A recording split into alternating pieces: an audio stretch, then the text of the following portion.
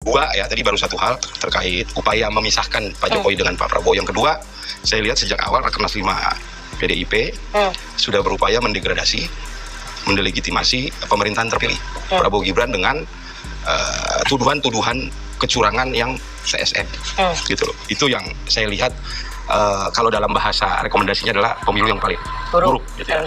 Nah, Tapi di negara kecurangan yang sama juga kan padahal. sebentar, kecurangan yang TSM terstruktur sistematis dan masif ini sebenarnya ini kan diksi lama yang bukan kita baru dengar di pemilu 2024 ini. Di pemilu-pemilu sebelumnya juga ada selalu bilang ini curang TSM. Ini wajar nggak itu TSM digunakan? Enggak, itu yang kedua yang saya lihat gitu loh. Dengan narasi itu, dengan framing itu, dengan nyanyian itu ya. Mendegradasi pemerintahan terpilih. Ya, mendegradasi dan mendelegitimasi pemerintahan terpilih. Dalam video tersebut, Panel Barus selaku Bendahara Umum Projo atau relawan Jokowi menjelaskan tentang upaya PDI Perjuangan memisahkan Jokowi dengan Prabowo, yaitu terlihat pada saat Rakernas 5 PDI Perjuangan, yang mana menurut Panel Barus, Rakernas ke-5 tersebut menghasilkan sebuah tuduhan bahwa pemilu dan Pilpres 2024 terdapat kecurangan yang TSM, terstruktur, sistematis, dan masif. Dan hal ini adalah upaya untuk mendelegitimasi hasil dari Pilpres 2024 dan juga presiden yang terpilih yaitu Prabowo Gibran.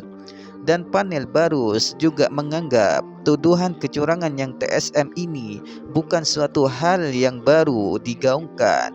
Di pemilu sebelumnya kecurangan yang TSM juga sudah ada, sehingga Panel Barus menyimpulkan bahwa adanya tuduhan kecurangan yang TSM ini di pemilu dan Pilpres 2024 tujuannya hanya untuk mendegradasi dan mendelegitimasi pemerintahan terpilih yaitu Prabowo Gibran.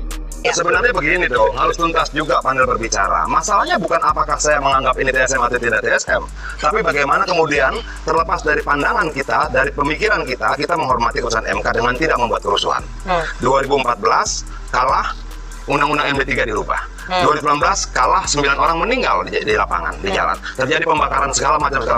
Apakah ketika kemudian Pak Ganjar diputuskan kalah di MK terjadi dua peristiwa itu? Tidak terjadi. Tapi bukan berarti kemudian kita tidak boleh berpikir bahwa itu TSM. Cara pernyataan panel itu menunjukkan dia sangat otoriter. Bahkan kita pun tidak boleh menyampaikan pikiran kita dalam rakernas kita. Begitu kita sampaikan, ini memecah belah. Begitu, loh, kenapa jadi melarang kita berpikir dan berpendapat? Ini sangat otoriter. Yang harus kita hormati adalah, oke, ini TSM, ada nggak mobil terbakar? Tidak ada. Ini TSM, ada tidak orang terbunuh? Tidak ada. Ini TSM, ada nggak undang-undang dirubah seperti perubahan Undang-Undang MD3 2014? Tidak ada. Gitu loh. Itu kedewasaan politik yang kita miliki. Tidak dimiliki oleh yang lain dalam waktu-waktu yang dulu. Lalu ketika kita bersikap, ini TSM, itu memecah belah, itu mendegradasi, itu kemudian menurunkan nilai.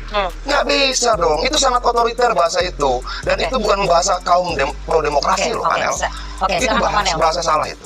Dalam video tersebut, Adian Napitupulu menanggapi pernyataan yang disampaikan oleh Panel Barus tersebut dengan menjelaskan tentang kedewasaan di dalam berpolitik, yang mana Adian mencontohkan hasil Pilpres 2014 dan 2019 yang terjadi banyak peristiwa, di antaranya diubahnya Undang-Undang MD3 dan juga banyak korban yang berjatuhan, di mana pada saat itu yang kalah adalah Prabowo.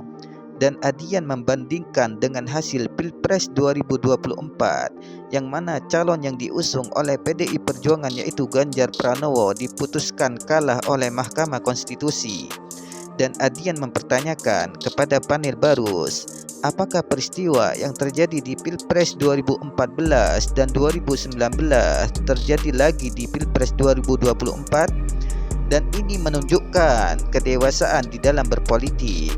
Dan Adian juga menganggap bahasa atau pernyataan dari Panel Barus yang mengatakan narasi kecurangan yang TSM adalah bentuk dari pemecah belah dan mendegradasi.